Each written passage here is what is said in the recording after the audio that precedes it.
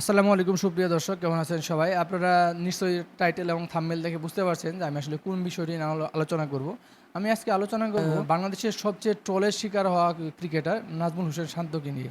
উনি পরিসংখ্যানের বিচারে বাংলাদেশের সবচেয়ে সফল টেস্ট অধিনায়ক। এটা আপনি হয়তো মানতে আপনার কাছে কষ্ট হলেও এটাই হচ্ছে বাস্তবতা। তো এই বিষয়টা আলোচনা করার আগে আমি আসলে একটু আলোকপাত করতে চাই যে উনি আসলে টেস্টের অধিনায়কত্বটা আসলে ছাড়লেন কেন?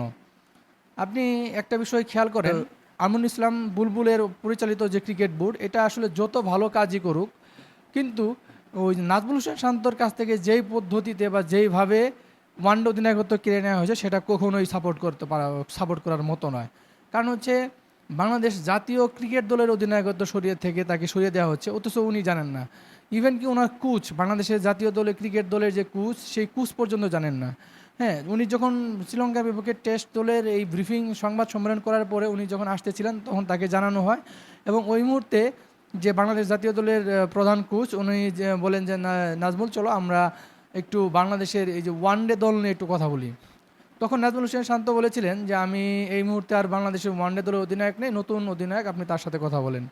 তো আপনি চিন্তা করেন, আপনি এটা কোনো পাড়া মহল্লার ক্রিকেট না যে আপনি মন চাইলো একজনকে অধিনায়কত্ব থেকে সরিয়ে দিলেন। এখন আপনার কাছে মনে হতে পারে, ভাই এটা কি চিরদিনের জন্য দেওয়া হয়েছে? না, নিশ্চয়ই না। এইটা অবশ্যই ক্যাপ্টেন পরিবর্তনশীল, কিন্তু বিষয়টা হচ্ছে কোন পদ্ধতিতে সরানো হয়েছে। হ্যাঁ, আপনি ওনাকে অধিনায়কত্ব থেকে সরিয়ে দেবেন, ভালো, ওনার সাথে কথা বলে একদম মিউচুয়ালি সরিয়ে দেন। ওনার সাথে কোনো আলোচনা না করে একদম সিদ্ধান্ত নিয়ে যে তুমি আর অধিনায়ক নেই। ইভেন ওনার প্রধান কোচ পর্যন্ত জানে না, তাহলে এটা কতটুকু প্রফেশনাল হতে পারে? সুতরাং এই বিষয়টা নিয়েই মূলত আমার মনে হয়, মনের আক্ষেপ থেকে উনি আসলে এই টেস্ট ক্যাপ্টেন্সি থেকে নিজেকে সরিয়ে নিয়েছেন। যদিও উনি সংবাদ সম্মেলনে বলেছেন যে একটা ড্রেসিং রুমে তিনজন অধিনায়ক থাকুক, এটা দলের জন্য হয়তো ভালো নয় আমার দৃষ্টিতে, এই জন্য আমি সরে গেলাম। আসলে মূলত বিষয়টা ওইটা না। আসলে যেইভাবে অপমান করে তাকে আসলে ওয়ানডে অধিনায়কত্ব থেকে সরিয়ে দেওয়া হয়েছে, মূলত এই জন্যই উনি এই অধিনায়কত্ব থেকে সরে গেছেন বলে আমি মনে করি। আচ্ছা, এখন আসি মূল আলোচনায় যে উনি আসলে বাংলাদেশের সেরা টেস্ট অধিনায়ক কেন? কারণ হচ্ছে পরিসংখ্যান ভাই ওনার হয়ে কথা বলে। আমরা জানি যে বাঙালিদের কেউ এই বিষয়টা মানতে পারবে না, কিন্তু ভাই মানতে পারেন আর না পারেন, পরিসংখ্যান ওনার হয়ে কথা বলে। উনি 14টা ম্যাচের অধিনায়কত্ব করেছেন। এখন আপনার কাছে আরেকটা বিষয় মনে হতে পারে যে ভাই 14 ম্যাচের অধিনায়কত্ব দিয়ে আপনি কি সেরা টেস্ট অধিনায়ক বলতে পারেন? যদি এটা হয় তাহলে আপনাকে বলে রাখি, বাংলাদেশের মাত্র একজন ক্রিকেটার 20 বা তার অধিক টেস্ট ম্যাচে অধিনায়কত্ব করেছেন, সেটা হচ্ছে মুশফিকুর রহিম, 34 ম্যাচে। আর কোনো ক্রিকেটার, সাকিব আল হাসান, মাশরাফি, মমিনুল সহ কোনো ক্রিকেটার বাংলাদেশের টেস্টে 20 ম্যাচের অধিনায়কত্ব করতে পারেননি। সুতরাং 14 ম্যাচের ক্রিকেট ম্যাচের অধিনায়কত্ব এটা অন্যদের সাথে কম্পেয়ার করার জন্য এটা হিউজ এনাফ বলে আমি মনে করি। হ্যাঁ, এখন এই 14 ম্যাচে এখন আপনার কাছে আরেকটা বিষয় মনে হতে পারে, ভাই জিম্বাবুয়ের সাথে ক্রিকেট ম্যাচ জিতে কি আপনি সেরা অধিনায়কত্ব ঘোষণা করতে পারেন? ভাই আপনার যদি এটা আপনার কাছে মনে হয় তাহলে আপনাকে বলে রাখি, উনি প্রথম যেই ওনার অধিনায়কত্বের যে প্রথম যে টেস্ট ম্যাচটা ছিল সেটা ছিল হচ্ছে নিউজিল্যান্ডের বিপক্ষে, এবং প্রথম টেস্ট ম্যাচটি উনি জয়লাভ করেন।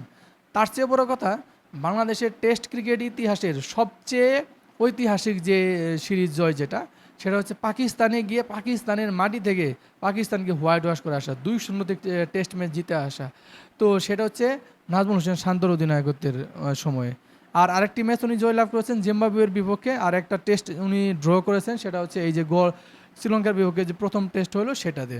সুতরাং উনি যেগুলো জয় বা ড্র করেছেন সেটাই শক্ত প্রতিপক্ষের সাথে, এটা আপনাকে মানতে হবে। আর বাকি 9টা ম্যাচ উনি হেরেছেন। এটি বাংলাদেশের টেস্টে যারা অধিনায়কত্ব করেছেন তাদের ভিতরে জয়ের হিসাবে সর্বোচ্চ, সেটা হচ্ছে 28.57। যদিও এটা আহামরি কিছু নয়, কিন্তু বাংলাদেশের বিচারে এটাই সর্বোচ্চ। আরেকটা বিষয় হচ্ছে, ওনাকে প্রথম থেকে বলা হতো যে উনি আসলে বাংলাদেশে প্রবাবলি ওনার পিছনে সবচেয়ে বেশি সময় ইনভেস্ট করা হয়েছে। বলা হয়েছে, আমি খালেদ মাহমুদ সুজনকে একটা ইন্টারভিউ করতে দেখেছি যে উনি বলেছেন যে বাংলাদেশের সবচেয়ে প্রতিভাবান ব্যাটসম্যান হচ্ছে নাজমুল হোসেন শান্ত, এবং উনি হচ্ছে ক্যাপ্টেন মেটেরিয়ালস, এই জন্য ওনার পিছনে ক্রিকেট বোর্ড এত সময় ইনভেস্ট করেছে।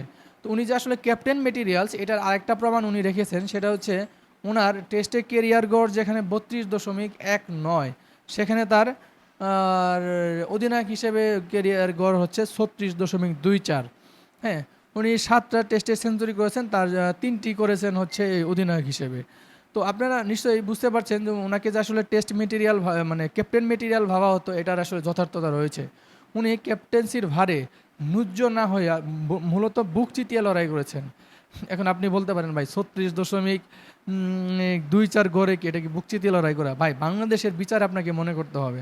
ওনার টি-20 কেরিয়ার খুবই বাজে, ওয়ান ডে কেরিয়ার মোটামুটি, টেস্ট কেরিয়ার অপেক্ষাকৃত ভালো, এবং ভালো না শুধু বাংলাদেশের বিচারে ওয়ান অফ দ্য বেস্ট।